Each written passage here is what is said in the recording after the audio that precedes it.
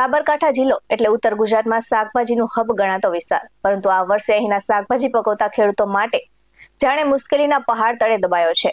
એક તરફ ચોમાસું બેસી ગયું હોવા છતાં વરસાદ ખેંચાતા સિંચાઈનું સંકટ ઊભું થયું છે, તો બીજી તરફ કાળઝાળ ગરમીના કારણે શાકભાજીનો પાક બળી રહ્યો છે।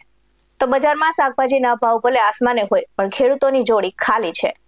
આજે આપણે વાત કરીશું સાબરકાંઠાના એ ખેડૂતોની કે જેમના માટે આ વર્ષે પડતા પર પાટું જેવી સ્થિતિ સાબિત થઈ રહી છે। નમસ્કાર દર્શક મિત્રો, BS9 ન્યૂઝમાં આપની સાથે હું છું નેહા પટેલ।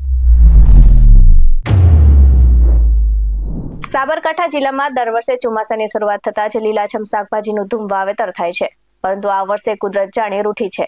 તો 60 મહિનો અડધો થવા આવ્યો હોવા છતાં વરસાદના ઠેકાણા નથી અને લીલા શાકભાજીના પાકને પુષ્કળ પાણીની જરૂર હોય છે, પણ વરસાદના અભાવ અને અસહ્ય ગરમીના કારણે ઊભો પાક સુકાઈ રહ્યો છે। પરિસ્થિતિ એટલી વિકટ છે કે ખેડૂતો પહેલા રોજે રોજ 10-10 બેગ એટલે કે 10-10 જોડા ભરીને શાકભાજી માર્કેટમાં લાવતા હતા અને તેમનું ઉત્પાદન ઘટીને અત્યારે માંડ 2 થી 3 બેગ પર આવી ગયું છે। તો ખેડૂતો માટે આ સ્થિતિ અત્યારે પડતા પર પાટું સમાન છે। આ વખતે વરસાદ જ નથી થયો, કુવા બોરના પાણી ખૂટવા આવ્યા છે। ગરમી એટલી છે કે ભીંડા, ગુવાર, દૂધી બધા જ ના વેલા અને છોડ બળી જાય છે। તો પહેલા 10 મણ માલ નીકળતો હતો અને આજે માંડ 6 મણ માલ નીકળે છે, તો ખર્ચોય માથે પડે છે। હાલમાં શાકભાજી માર્કેટમાં નજર કરીએ તો તેજી જેવો માહોલ છે, ત્યારે પ્રતિ 20 કિલો એટલે કે 1 મણ શાકભાજીના ભાવ 500 રૂપિયાથી લઈને 1500 રૂપિયાને પાર પહોંચ્યા છે। આમ ઉપર છેલ્લું જોતા એવું લાગે કે ખેડૂતો કમાઈ રહ્યા છે, પણ સિક્કાની બે બાજુ હોય છે, તેમ ખેડૂતો માટે સરવાળો તો શૂન્ય જ છે। ઉત્પાદન 70% જેટલું ઘટી ગયું છે અને સામે ખેતરમાંથી માર્કેટ સુધી લાવવા લઈ જવાનો ટ્રાન્સપોર્ટ ખર્ચ, મજૂરી, મોંઘાદાટ ખાતર અને દવાના ખર્ચા પણ નીકળતા નથી। ઉપરથી પેટ્રોલ ડીઝલના આસમાને પહોંચેલા ભાવ ખેડૂતોની કમર તોડી રહ્યા છે। તો વાતાવરણના વારંવાર બદલાતા મિજાજને કારણે જગતનો તાત પાયમાલીના આરે આવીને ઊભો રહી ગયો છે। આ કટોકટીની સીધી અસર હવે સામાન્ય જનતાના રસોડા સુધી પહોંચી છે, કેમ કે શાકભાજીના ભાવમાં લાગેલી આગને કારણે સામાન્ય જનતા અને ગૃહિણીનું બજેટ સંપૂર્ણપણે ખોરવાઈ ગયું છે। બજારમાં શાકભાજી ખરીદવા જતા ગૃહિણીઓને પોતાનો ગજવો ખાલી કરવાનો વારો આવ્યો છે। જો હજુ પણ આગામી દિવસોમાં વરસાદ ખેંચાશે તો શાકભાજીના ભાવ આનાથી પણ વધુ આસમાને પહોંચશે અને સામાન્ય પરિવારોની થાળીમાંથી લીલા શાકભાજી ગાયબ થઈ જવાની ભીતિ સેવાઈ રહી છે। તો કુદરતની આ બેરુખી સાબરકાંઠાના ખેડૂતોને કફોડી હાલતમાં મૂકી ચૂકી છે। મોંઘા બિયારણ અને ખાતરના પૈસા માથે પડ્યા છે। હવે બસ આ કાતિલ ગરમીમાંથી રાહત મળે અને આકાશમાંથી કાચું સોનું વરસી રહે તેની જગતનો તાત રાહ જોઈ રહ્યો છે।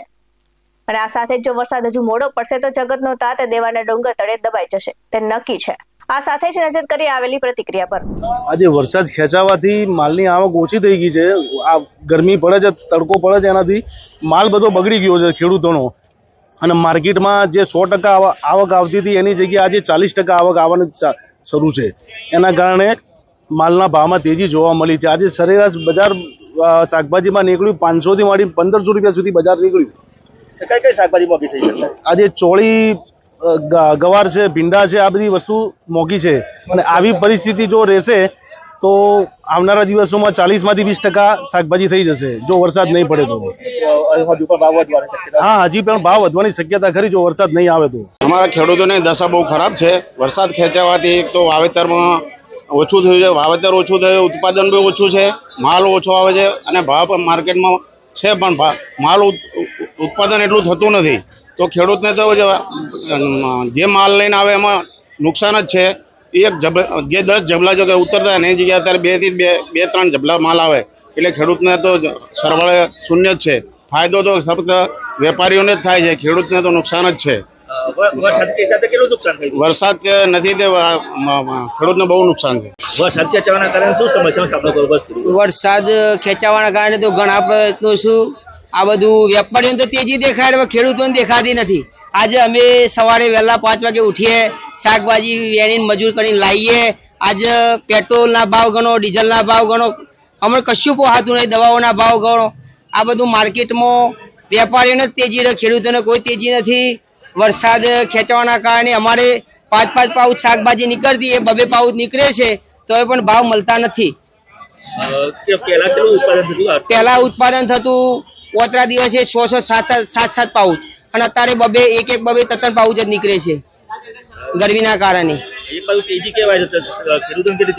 ખેડૂતોને તો કોઈ તેજી મળતી જ નથી, બધી વેપારીઓને જ તેજી છે। વરસાદ ખેંચાવાના કારણે શું સમસ્યા છે? વરસાદના કારણે તો બીજો નવું ખેતી કરવી છે એ બધા પાછા પડીએ છે.